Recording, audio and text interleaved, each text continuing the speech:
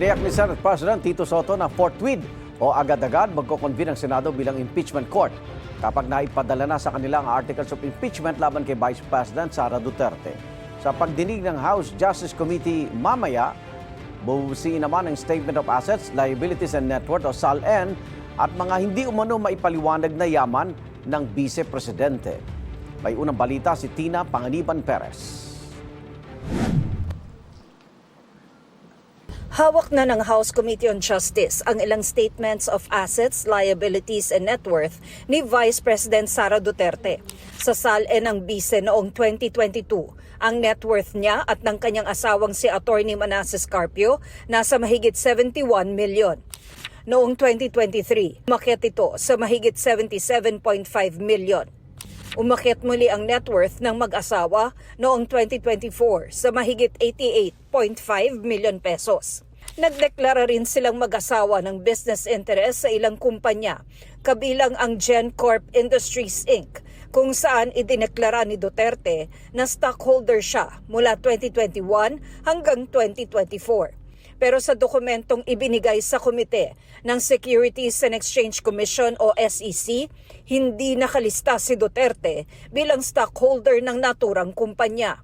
So, ibig sabihin, either hindi po talaga siya stockholder or stockholder po siya pero hindi po linista ng kumpanya ng GenCorp, no, sa SEC. No? So, ibig sabihin, either the Vice President perjured herself in this particular statement in the SALN or GenCorp Industries perjured themselves. Pinasabpina para sa hearing si SEC Chair Francis Edralin Lim. Gayon din si Ombudsman Jesus Crispin Remulla para sa SALN ng BICE mula nang umupo ito sa gobyerno noong 2007 hanggang sa kasalukuyan. Isa pa sa mga sinabpina si dating Senator Antonio Trillanes IV. Tetestigo siya tungkol sa mga umano'y bank account ng BICE at kanyang amang si dating Pangulong Rodrigo Duterte. Kasabay niyang sinabpina si Anti-Money Laundering Council Chair Eli Remolona Jr. na tetestigo naman sa mga iniulat sa kanila na covered at umano'y suspicious transactions na kinasasangkutan ni VP Duterte at ng kanyang asawa. Pinahaharap din si Bureau of Internal Revenue Commissioner Attorney Charlito Martin Mendoza at pinadadala sa kanya ang tax records ng BICE ni Carpio at ng mga kumpanyang konektado sa mag-asawa. Naniniwala si Rido na pag nasuri nila ang mga dokumento, may makikita silang iba pang basehan ng probable cause laban sa BICE. I think as soon as we see the AMLC report and see the SEC documents in full, I think we can say with great confidence na unexplained wealth, SALN violations will also rise to the level of an impeachable offense, which is betrayal of public trust. Hinihinga namin ang pahayag si Vice President Duterte kaugnay ng mga ito. Pagkatapos ng hearing, ang susunod ay sa April 29 na. Nauna nang sinabi ni House Committee on Justice Chair, Representative Jervy Luistro, na ang tututukan naman sa hearing na yon ay ang banta ni VP Duterte kay Pangulong Bongbong Marcos, First Lady Liza Marcos at dating House Speaker Martin Romualdez. Sa oras na iakyat sa Senado ang Articles of Impeachment laban sa Vice Presidente, agad daw na magko-convene ang Senado bilang impeachment court ayon kay Senate President Tito Soto. Definitely forthwith.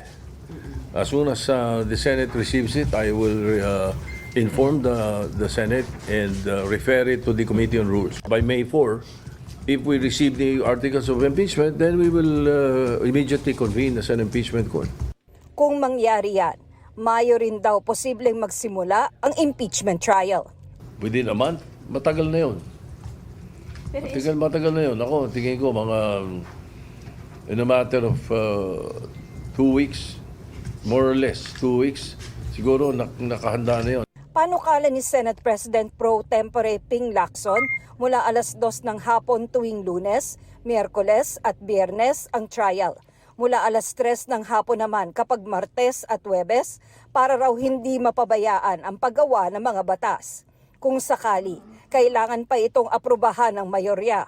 Sabi ni Soto na pag-usapan na ang posibleng impeachment trial sa pulong kasama ang 9 na majority senators. Nagkomento rin ang Senate President tungkol sa pahayag ng ilan na tiyak ng boboto ang ilan sa mayorya para makonvict si Duterte.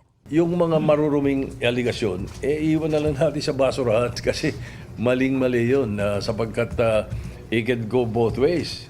And I would like to think that all 24 senators are impartial and should be and must be impartial. Ito ang unang balita. Tina Panganiban Perez para sa GMA News.